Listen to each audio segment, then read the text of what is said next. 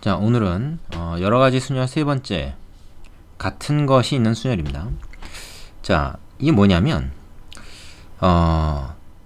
순열인데 그냥 그 원순열이 아니고 일렬로 세우는 순열이에요. 근데 똑같은 게 들어있는 겁니다. 예를 들어서 A, B, C, D, E까지 할까 그냥? 요 5개를 일렬로 세운다 하면 그냥 일반 순열이죠. 그럼 요 방법 몇 가지가 있습니까?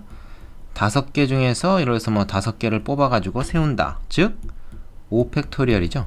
그래서 120까지. 자, 요거는 다 알고 있을 거예요. 그런데 여기서 다루려고 하는 거는 여기서 이제 상황이 어떻게 달라지냐면, 그래서 똑같은 게 이렇게 두 개가 생긴 거야. A, A. 그러니까 B가 A로 변한 거라고 생각하면 되지. 자, 그러면은 그 원래는 A하고 B하고 이렇게 자리를 바꾸면 다른 게 되죠.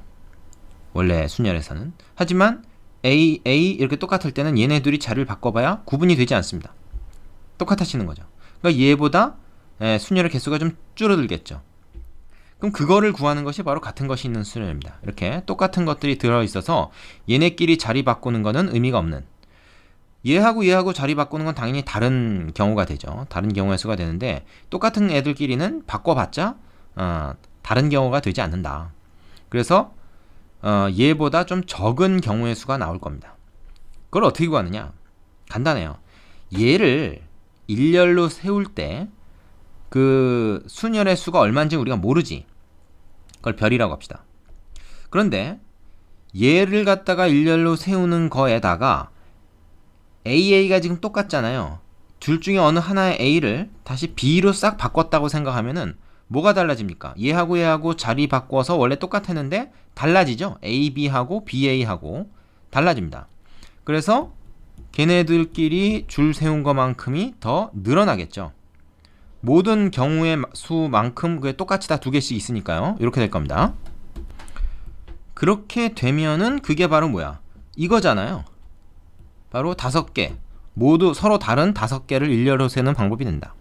다시 똑같은 게 들어있는, 즉 같은 것이 포함되어 있는 순열의 수에다가 그 같은 게 다른 걸로 변한 것만큼을 다시 곱해주면 모두 다른 것을 일렬로 세우는 일반 순열이 된다.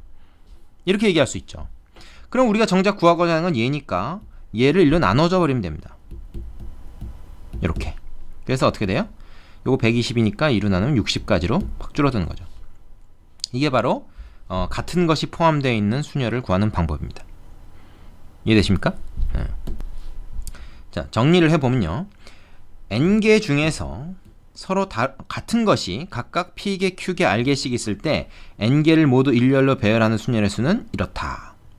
자, 이렇게 정리할 수 있는데 여기서 내가 지금 a가 똑같은 거 2개인 경우로 얘기를 했는데 이게 이렇게 변형되는 것도 한번 생각해 볼까요? 우리가 a가 2개고 c가 예를 들어서 2개고 뭐 e가 1개고 이렇게 되는 거. 이렇게 5개를 갖다가 일렬로 배열한다 할 때는 어떻게 한다는 얘기예요? 일단 얘네들을 다 다른 것으로 생각해서, 즉 A, B, C, D, E로 생각해서 일반 순열을 구합니다. 일반 순열을 구한 다음에 그 다음에 어떻게 돼? 뭘로 나눠줘? 똑같은 애들끼리 자리 바꿔서 나오는 경우의 수만큼을 나눠주는 거죠. 그게 여기 2개 있고 여기 2개 있으니까 이렇게 되겠죠. 그래서 얘네들을 줄 세우는 방법의 수는 이런 식으로 구하면 된다는 거예요. 이해됩니까? 만약에 이런 경우 어떨까요? 이런 경우라면 어떻게 해야지? 이때는 일단 얘네가 다 다른 걸로 생각해서 일렬로 나열해주고 같은 애들끼리 몇 개씩 있는가? 2개 있고 그러면 걔네 갖고 줄 세우는 것만큼 나눠주고 이거 3개 있으니까 3개 줄 세우는 것만큼 나눠주고 이렇게 해서 계산해주면 된단 말이지. 그 원리는 여기서 얘기했습니다. 이렇게 해서 우리가 구한 수 여기다가 이거를 곱하게 됐을 때 일반 순열이 되는 거를 거꾸로 지금 생각을 해서 계산을 해준 것이죠. 이해되시죠? 그래서 같은 것이 있는 순열은 바로 똑같은 애들을 서로 다른 걸로 생각해서 줄 세운 것만큼 일반 순열에서 나눠주는 방법으로 구한다. 이것이 핵심이 되겠습니다. 자, 되시겠죠? 요 같은 것이 있는 순열의 가장 대표적인 예제가 바로 최단 경로 길찾기 문제라는 건데요. 바로 그 다음 페이지에 세미나에 나옵니다. 이걸 한번 먼저 살펴보고 나서 문제를 풀어볼게요. 자, 바로 요건데요. 최단 경로의 수다 인 건데 예를 들어서 이제 정사각형 6개로 구성된 요런 그 길이 있습니다, 지금. 그러니까 요 이제 사이를 못 가고 이 선을 따라서만 가는데 P에서 Q까지 가장 최단 거리로 가려면 몇 가지 방법이 있는가? 뭐 그런 문제예요. 일단 최단 경로라 그러면 가로로 3번, 세로로 2번. 총 그래서 5번 만에 갈 수 있죠. 가다가 이렇게 삐딱선을 타서 뭐 왼쪽으로 오거나 아래쪽으로 내려오면 최단 경로가 안 되죠. 그래서 오른쪽으로 3번, 위쪽으로 2번 해서 총 5개의 길을 가면 최단 경로가 됩니다. 근데 그 순서는 좀 바뀔 수가 있어요. 예를 들어서 뭐 오른쪽으로 2번 먼저 가고 그 다음에 위로 한번 간 다음에 다시 오른쪽, 위쪽 뭐 이렇게 가는 방법도 있을 거고, 처음에 위로 2번 간 다음에 오른쪽으로만 3번 가도 되고, 어차피 다 5번 만에 가는 거니까 다 최단 경로예요. 그럼 이렇게 최단 경로로 가는 방법은 총 몇 가지가 있겠느냐 하는 문제가 바로 여기서 얘기하고자 하는 겁니다. 그런데 여기서 재밌는 게 있습니다. 뭐냐면 우리가 이 오른쪽으로 가는 걸 A라고 그러고 위쪽으로 가는 걸 B라고 하면요, A를 하느냐 B를 하느냐 하는 선택은 우리가 자유롭게 할 수 있지만, 이 A도 지금 첫 번째 A가 있고, 즉 A1, 두 번째 A가 있고, 세 번째 A가 있고 그렇단 말이야. 그럼 B1, B2 이렇게 있는데 A끼리는 순서가 정해져 있어요. 그죠? 내가 맨 처음에 A3 먼저 가고 그 다음에 A2 갈 수가 없는 거죠. 가로로 가는 건 항상 A1을 먼저 가고 그 다음에 A2, A3를 먼저 나중에 가야 됩니다. 세로로 가는 것도 B1 먼저 B2 나중에 가야 되는 거죠. 그래서 예를 들어서 내가 A1을 먼저 선택하고 그 다음에는 뭐 B를 선택할 수도 있고 A를 선택할 수도 있지만, 어쨌든 뭐 B를 선택한다 그러면 B2가 아니라 B1을 먼저 선택해야 된다는 거죠. 그 다음에 뭐 A2, 그 다음에 A3 선택하고 그 다음에 B2 선택할 수는 있다. B2를 먼저 선택할 수도 있죠. 여기서 A보다 먼저 선택할 수도 있어. 자, 그래서 이걸 어떻게 생각하면 되냐면 A가 똑같은 게 3개 있고 B가 똑같은 게 2개 있다고 생각할 수 있다는 겁니다. 왜 그러냐면요, 우리가 A끼리는 순서가 정해져 있기 때문에 바꾸지 못하죠. 바꾸지 못한다는 것이 바로 바꿔봤자 달라질 게 없다, 이렇게 생각해도 똑같은 얘기죠. 자, 다시 뭐라고? 바꿀 수 없다라는 말은 바꿔봤자 어차피 매한가지다. 여기서 A끼리 바꿔봤자 어차피 한 가지잖아요. A1, A2, A3 이 순서대로 가는 거 한 가지잖아요. 그러니까 여기다 구태여 A1, A2, A3 해가지고 1, 2, 3 순서로 가야 된다라고 말하는 것이나, 그냥 똑같이 A로 다 바꿔버린 것이나 같은 상황이라는 겁니다. 이거를 여러분이 구분을 해야 되는 게 뭐랑 구분해야 되냐면, 그러면 이 A를 다 묶어서 해야 되는 거 아니냐, 한 덩어리로 앞에서 한 것처럼. 그건 아니에요. 왜냐면 A 사이에 B가 끼어들 수가 있으니까. 묶어버리면 끼어들질 못하죠. 그래서 앞에서 공부했던 조건이 주어져 있는 순열에서 우리가 공부했던 얘네끼리 뭐 이웃해야 된다, 이웃하지 말아야 된다, 그 얘기가 아닙니다. 그거랑 다른 문제예요. 얘네끼리 위치를 바꿀 수 없다, 바꿔봤자 똑같다, 그 사이에 누군가는 끼어들 수 있다, 이런 문제로 생각을 해야 됩니다. 그래서 최단 경로 길찾기 문제가 바로 같은 것을 포함하는, 즉 같은 것이 있는 순열의 대표적인 예제가 되는 것이 바로 길의 순서가 가로길이 세로길이 정해져 있기 때문에 가로길 3개 똑같은 걸로, 세로길 2개는 같은 문자로 생각해서 얘네들을 일렬로 배열하는 경우의 수를 구하는 것이 된다 하는 겁니다. 그럼 얘는 어떻게 됩니까? 5개를 다 다른 걸로 생각해서 일단 일반 순열 구한 다음에 같은 거 몇 개? 3개. 걔네끼리 줄 세운 걸로 나눠주고, 또 같은 거 2개. 걔네끼리 줄 세운 걸로 나눠주면 계산이 된다라고 하는 것이죠. 요 계산하면 아마 10가지가 나올 겁니다. 되시겠습니까? 예를 들어서 뭐 요거 이제 배열된 거 중에는 A 2개 먼저 하고 그 다음에 B 먼저 하고 그 다음에 A 하고 B 나오고 뭐 이런 게 있을 텐데, 이게 바로 이제 뭐가 되는 겁니까? 여기서 얘기하면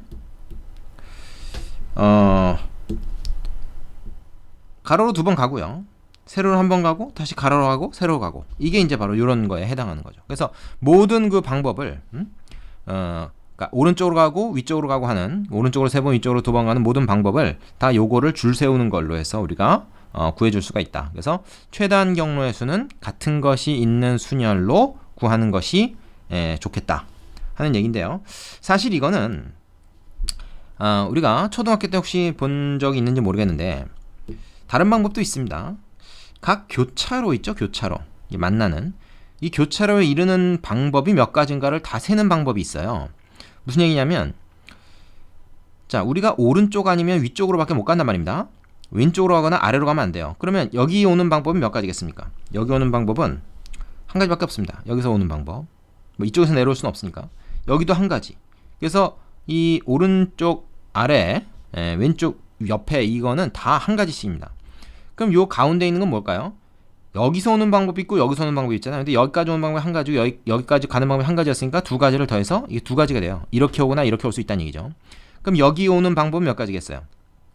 일단 여기까지 온 상태에서 일로 오는 방법인데 여기까지 오는 방법이 한 가지니까 그러니까 이렇게 오는 방법이 하나가 있고 여기까지 오는 방법이 이렇게 두 가지였죠. 거기서 이렇게 오는 방법은 또 한 가지밖에 없지 않습니까? 그러니까 여기서 오는 방법은 요 두 가지를 그대로 더해주면 되는 거죠. 이렇게 오거나 그죠? 그래서 얘하고 얘하고 더해주면 된다는 거예요. 이렇게 여기에 이르는 방법은 총 세 가지입니다. 하나, 둘, 셋 이렇게 세 가지인 거죠.